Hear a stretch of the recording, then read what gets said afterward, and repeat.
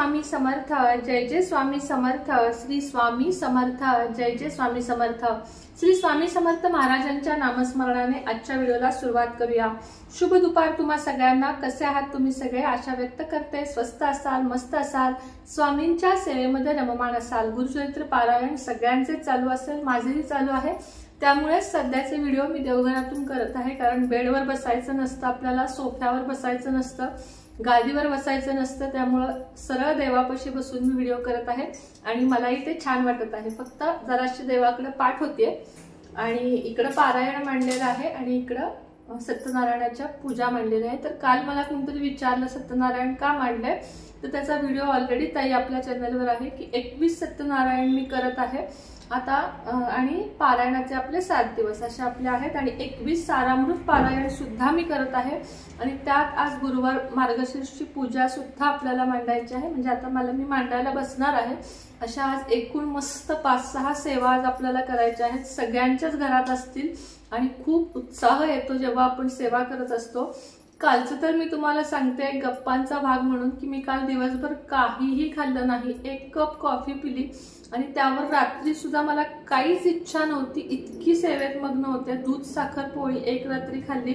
मी गुरुचरित्र पारायणामध्ये कोणतीही भाजी, तिखट, मीठ काहीही खात नाही, फक्त दूध पोळी साखर आणि नुसतं दूध इतकंच मी घेते। तर कसा दिवस गेला कालचा मला समजलं नाही आणि आज तर त्याही पेक्षा जास्त करणार आहे। मार्गशीर्ष मधला गुरुवार, खूप सुंदर सेवेचा अनुभव येत आहे आणि तुम्ही सगळ्यांनी सेवा करा। मला माहित नाही सेवेतून पैसा मिळेल काय मिळेल, काही अपेक्षा नाहीये, पण त्या सेवा करण्याचा जो आनंद आहे तो अतिशय खूप सुंदर आहे। त्याने मनशांती मिळते। घरात काय चाललंय, कोण काय बोलतंय, कशाकडेही लक्ष जात नाहीये, आपण आणि आपले स्वामी आणि आपले दत्तगुरु असं सध्या चालू आहे। तर आशा व्यक्त करते तुमच्याही घरी असंच चालू असेल। चला व्हिडिओला सुरुवात करूया। उद्या आहे शुक्रवार, मार्गशीर्ष महिन्यातला शुक्रवार। उद्यापासून तुम्हाला नियमितपणे एक स्तोत्र म्हणायचं आहे जे तुमच्या आयुष्यामध्ये सुख, समृद्धी, शांती, आरोग्य, आयुष्य आणि श्रीमंती हे सगळं काही आणण्यास मदत होईल। श्रीसूक्ताबद्दल तर सगळ्यांना माहित आहे, श्रीसूक्त तर म्हणायचंच आहे।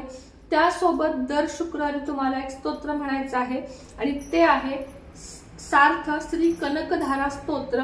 मी गेले 2 महिने झाले वाचायला सुरुवात केली आहे। फक्त प्रत्येक शुक्रवारी वाचा, ज्यांना वेळ आहे त्यांनी रोज वाचा आणि ज्यांना वेळ नाही त्यांनी फक्त शुक्रवारी लक्ष्मी मातेपुढे तुपाचा दिवा लावा, तिला गुलाबाचा अगरबत्ती, गुलाबाचं अत्तर लावा, गुलाबाचं फूल किंवा मोगऱ्याचा गजरा वाहा आणि हे स्तोत्र म्हणा, तिला अक्षता वाहा लक्ष्मीला आणि फुटाण्याचा नैवेद्य दाखवा आणि हे कनकधारा स्तोत्र म्हणा फक्त आणि मला सांगा की तुमच्यात काय फरक पडला।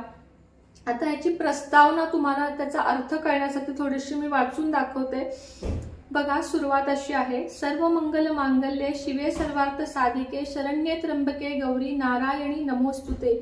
श्री कनकधारा स्तोत्राची पूर्व पीठिका श्रीमद आद्य शंकराचार्य गुरुगृही शिकत असतानाची ही गोष्ट आहे। एके दिवशी ते भिक्षा मागण्यासाठी एका निर्धन ब्राह्मणाच्या घरी गेले। अंगणात उभे राहून त्यांनी ओम भवती भिक्षाम देही असा घोष केला। तो आवाज ऐकून त्या घरातील ब्राह्मण स्त्री बाहेर आली।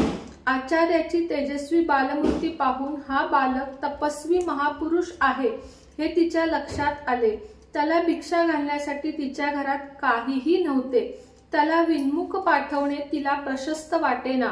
पतीही बाहेर गेला होता, काय करावे तिला मोठा प्रश्न पडला। तिला आपल्या दरिद्राबद्दल तीव्र खंत वाटली। तेवढ्यात तिला अंगणामध्ये एक आवळा पडलेला दिसला। तो तिने उचलला, पदराने पुसला आणि आचार्यांच्या झोळीत टाकून त्यांना वंदन केले। आचार्यांनी त्या ब्राह्मणीचा मनोभाव जाणला, तिचे दारिद्र्य पाहून त्यांचे हृदय कळवळले। त्यांनी तिथेच उभे राहून अनन्य भावाने भगवती महालक्ष्मीची स्तुती केली। त्या स्तवनाने प्रसन्न झालेली महालक्ष्मी त्यांच्या सन्मुख साकार रूपात प्रकट झाली। त्यांनी महालक्ष्मीला नमस्कार केला आणि त्या गरीब ब्राह्मणीवर कृपा करण्याची विनंती केली। महालक्ष्मी म्हणाली, आचार्य, पूर्व पुण्याशिवाय धन प्राप्त होत नाही हे आपण जाणता। या दाम्पत्याला पूर्व सुकृताचे पाठबळ नाही, मग ही धनवान कशी होणार? आचार्य म्हणाले, माते, ही ब्राह्मणी गरीब असली तरी मोठी भाविक आहे। पूर्व सुकृत नसले म्हणून काय झाले, तू माझ्यासाठी हिच्यावर कृपा कर, तू जगन्माता आहेस, या ब्राह्मणीची उपेक्षा करू नकोस। आचार्यांची ती कारुण्यपूर्व विनंती ऐकून भगवती महालक्ष्मीने निज कृपेने त्या ब्राह्मणीच्या अंगणात सोन्याच्या आवळ्यांची वृष्टी केली। अशा प्रकारे त्या ब्राह्मण दाम्पत्याचे दारिद्र्य नष्ट होऊन ते धनाढ्य झाले। शंकराचार्य त्या महालक्ष्मीच्या कृपा प्रसादाने त्यांच्या धनावर राजा किंवा तस्कर यांची वक्र दृष्टी कधीच पडली नाही। फलश्रुती, श्रीमद आद्य शंकराचार्यांनी ज्या श्लोकांनी श्री लक्ष्मीची स्तुती केली ते 18 श्लोकी स्तोत्र म्हणजेच श्री कनकधारा स्तोत्र म्हणून प्रख्यात झाले। हे स्तोत्र अत्यंत प्रभावी असून वैभवदायक आणि कल्याणकारक आहे। जो मनुष्य नित्य शुचिर्भूत होऊन या स्तोत्राचे भक्तिभावाने पठण करेल त्याच्यावर भगवती श्री महालक्ष्मी प्रसन्न होईल। तिच्या कृपेने दारिद्र्य नष्ट होईल, धनाची चिंता दूर होईल, आर्थिक अडचणी दूर होतील, कर्ज फिटेल, सांपत्तिक स्थिती सुधारेल, उत्पन्नाचे सात्विक साधन उपलब्ध होईल, नोकरी धंद्यात भरभराट होईल। जो या स्तोत्राचे त्रिकाळ पठण करील तो ऐश्वर्य संपन्न होईल। या स्तोत्राचे संकल्पपूर्वक 16,000 पाठ केल्याने सुवर्ण वृद्धी होते असे एका ज्ञानी मनुष्याने सांगितलेले आहे। जशी श्रद्धा तशी फलप्राप्ती, हे सर्वश्रुतच आहे। हे स्तोत्र संस्कृत मध्येच पठण करावे अशी अपेक्षा आहे, कारण या स्तोत्रातील प्रत्येक श्लोक मंत्ररूप आहे। हे स्तोत्र साक्षात शंकराचार्यांच्या मुखातून प्रकटले असल्याने याला स्वतःचा असा पवित्र स्पंद आहे। या स्तोत्र पठणाने आपणा सर्वांचे कल्याण हो, हीच जगत अंबेच्या चरणी प्रार्थना। आता श्री कनकधारा स्तोत्र हे शंकराचार्य विराचित आहे हे तुम्हाला समजलं असेल। मराठी अर्थ व संपादन जितेंद्रनाथ ठाकूर। सार्थ श्री कनकधारा स्तोत्र, फलश्रुती, लक्ष्मी स्तोत्रे, अष्टोत्तर नामावली आणि आरतीसह। ह्याचे मूल्य आहे फक्त आणि फक्त 15 रुपये। काय मागायचंय तुम्हाला लक्षात घ्या, श्री कनकधारा स्तोत्र इतकंच तुम्हाला मागायचं आहे।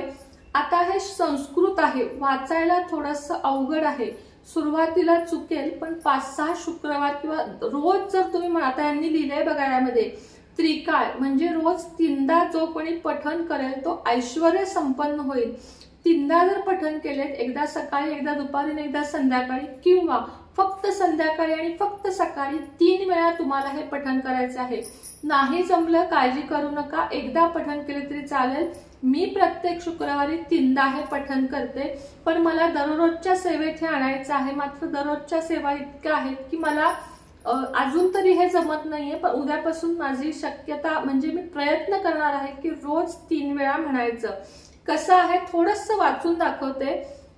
अहम हरे पुलकभूषण माश्रयंती भृंगान्नेव मुकुलाभरणं तमालम अंगीकृताखिल विभूतिरपांग लीला मांगल्यदास्तु मम मंगल देवतायाः। असं अवघड आहे, थोडंसं वाचायला अवघड आहे।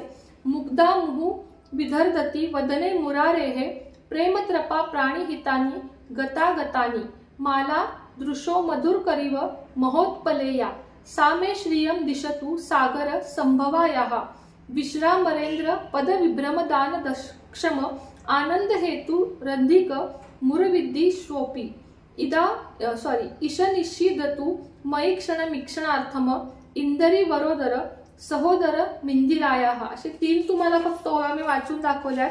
हे किती ओव्यांचं आहे तर हे 18 ओव्यांचं आहे आणि फार वेळ खरंच लागत नाही। 15-20 मिनिटात जेव्हा आपली प्रॅक्टिस होती तेव्हा फक्त 15 मिनिटात हे वाचून होतं। 18 अध्याय म्हणजे बघा पान नंबर 8 पासून चालू होतं, पान नंबर 22ला संपून जातं। त्यानंतर त्यांनी महालक्ष्मी अष्टकम जे आपण रोज म्हणतो, नमस्ते तू महामाये श्रीपीठे सुरपूजिते शंखचक्र गदा हस्ते, ते दिलं आहे। श्री लक्ष्मी अष्टोत्तर नामावली ही सुद्धा म्हणणं खूप शुक्रवारी जर तुम्ही म्हटलात महाअष्टोत्तर नामावली, खरंच जर तुम्हाला सेवेला आवड असेल आणि तुम्ही वेळ काढाल, आवड असेल तर सवड निघते। ऑफिसला जात असाल, कुठेही जात असाल, पहाटे उठा, रात्री जागा, तुम्ही ह्याच्यासाठी कुठलंही बंधन पाळू नका। तुम्ही जेवण करून बसल्यावर, मांसाहार नाही, साधं जेवण करून बसल्यावर जरी रात्री हे 3दा म्हणाल, झोपायच्या आधी देवासमोर बसून, तरीही चालेल। इथे श्री लक्ष्मी सूक्त सगळंच एका पुस्तकात लक्ष्मीची सेवा आहे। इतका महान ग्रंथ आहे हा की ह्यानं आयुष्य बदलून जाईल। स्वतः शंकराचार्यांनी सांगितलेलं आहे, त्यांच्या तोंडून ह्याचं वर्णन झालेलं आहे। त्यामुळे कनकधारा स्तोत्र हे तुमच्या सेवेमध्ये येऊ दे अशी मी आशा व्यक्त करते। मार्गशीर्षासारखा पुण्याचा महिना नाही, जसा श्रावण तसा मार्गशीर्ष। या महिन्यात ज्या सेवेला सुरुवात करू त्या सेवा कधीही वाया जात नाही आणि खरंच सेवेला फळ हे मिळतेच। तुम्हाला जर ऐश्वर्य सगळी प्राप्ती हवी असेल आयुष्यात, आरोग्य संपत्ती म्हणजे सगळंच, आरोग्य धन संपत्ती मुलं बाळांचं सुख, तर हे कनकधारा स्तोत्र अवश्य पठण करा आणि कराल हीच लक्ष्मी चरणी प्रार्थना करते। तुमच्या सगळ्यांच्या घरी ऐश्वर्य लक्ष्मी आरोग्य सुख संपदा संपत्ती येवो ही स्वामीं चरणी आणि लक्ष्मी चरणी प्रार्थना करते आणि आजचा छोटासा व्हिडिओ इथंच थांबवते। पुन्हा भेटेन नवीन व्हिडिओ सोबत नवीन विषयासोबत। तोपर्यंत तुम्हा सर्वांना श्री स्वामी समर्थ।